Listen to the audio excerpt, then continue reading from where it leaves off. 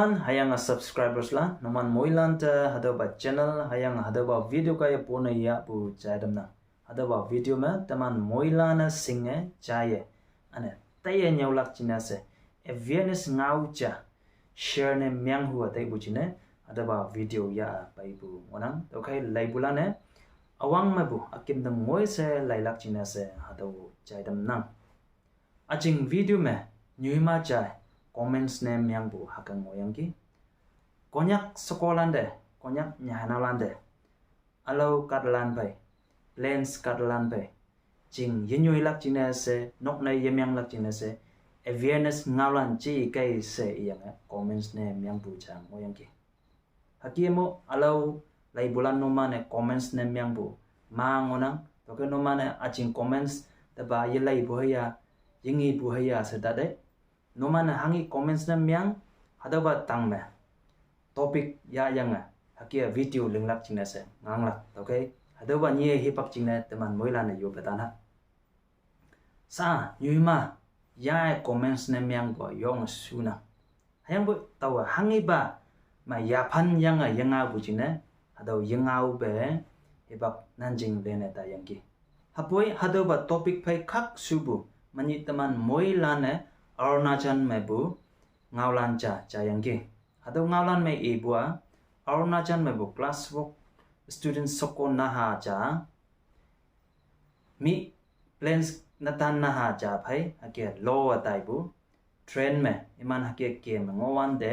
police la ne checking ling yang taw yang hado soko a inyu ipalan tang de lai ji tambu hado ngaulan teman moilan cha yang ki sa taw tayok bua hado sokonaha classwork sokonaha kanbu ayang hakia jingyu nok saulak nok ne myang lak hado ba hango idea yanang be ngok lak sedena yang bo ya hado plans kada kon myang kon bu me ya yai bu teman moila ne ya ju me hakia ye ya bu teman moila ne singok bu hado jang mona hakia mo konyak wan kon meo konyak nya hanalan plans kadlan be jingyu ba kap hayang bo jude mong sang ngopalan mang ngona sa taw i hubwa nanga hataw pe jingnyoi lap nanga hataw pe nok na myang lak se ibu yeji hayang ahamlan pe nok na ta myang se ibu yeji myang to hayang bo natan ba yo ana nang yo ja ja da mong ha da tamma ngolak mong pong nang natan ba iya hangye hadaw ba openly share na myang yang hayang inong noksa inyu iba apakan mongonang ki iman pa sising minsing na tama hayang i apakan nyui mabu iya jing mabu ya taon chilan bu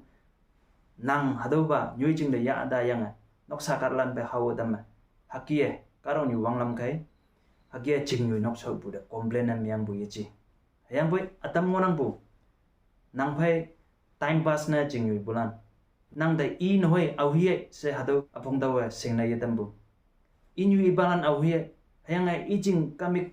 au hiye hayang inong noksa au hiye adolan nang de sising min sin na yetambu alo nang de lo yang nang phai jing yoi noksa bu nang phai nok ne myang bu adam ahamlan ngonang bu ado da nang hangge ilak anya ne teman myang bu wanglam christian wanglam natan cha soko cha ya lak se ye ngonang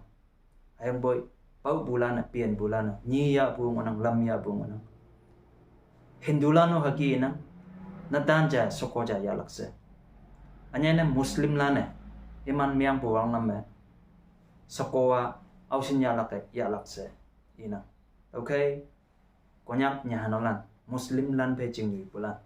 muslim lan na taban north east na pailak chinese nagaland da pailak chinese konyak da pailak chinese iman min original no hoyi eja hakia pai bulan be jingyu ye nang hangge mong mai te nangki au singbu nangki nang nadan ba soko ngabok ya ngo bu chirang ba okay nang ni ja ja da mong ha yang ja ja ngau ja yang ja ja da respect nam yang jingnyui ka ma hado mas hammi ibu ge hado da pang bu yina yang bu haki ji be jingba nyui ka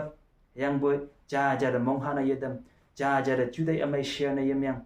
haki ja ja au hi hado maya sing na yedam hakia jingnyoi bua hado yamai glak nang hayang nang natani pa hangoye ji nang ni hipaka lendigi hayang bo anyai ne hadoba ya phan mango bulan sausilaka nang ha hay nang hulan ona hamido ibuga nanga plans karlan be jingba nyoy kap hayang bo iman katokte iman nyoy jingde ye ngo bu ji hado mon me ngo ya bo ana nang nyu nang ba ngo ya bo hakie maye jing nyoy bu ji no apa me ngo kama adawa jajangja hangne se kama sa nang halan ngona nang hulan ngona hadolan de education pha na ngai nang hakia phawan de nang minna ninok pu min phayang hakia phayang la nyu na dam no hangge ye buwe date of birth alo certificate lan jingmin me ayang pu min ma ya yang hakia study ya na dam tening mai teman moila nang ngebu district lili me administration lana TC office lana order ngebu teman moila nang nginang be natan pa aham kada na myang gama plans kada na myang gama ayang boy soko nywa teman kada na myang ma huyam hayam landa date of birth kibu alo certificate kibu alo indigenous certificate kibu ado lana issue ne ye myang lakse yang ado order ngai ngona hama sa taw ibuke nanga aham kalan phea plans kalan phea jing ba nyue kap nok na ba myang kap hayang boy nang na ba hangge ye boy hayam lan education jing ne ku ala ya certificate chia ana min chia hakia ku ala ya chonyang ngokama ni ja ba nang phola ayang ta sin ne nang ha jing ne nang hu jing ne singyu min yu win yang education pha bo hadawa cha chang ja na myang la hadaw teman kanding lak jing na se hadaw jadam na sa new balan teman te to laka new balan teman khong kim bu ngaw nang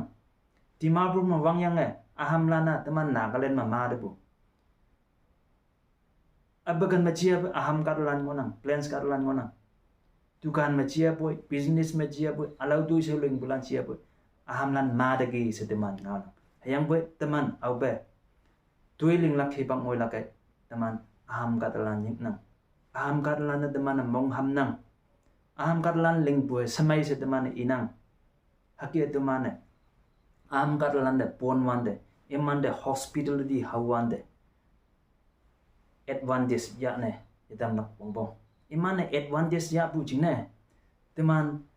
sokona halan anyai ne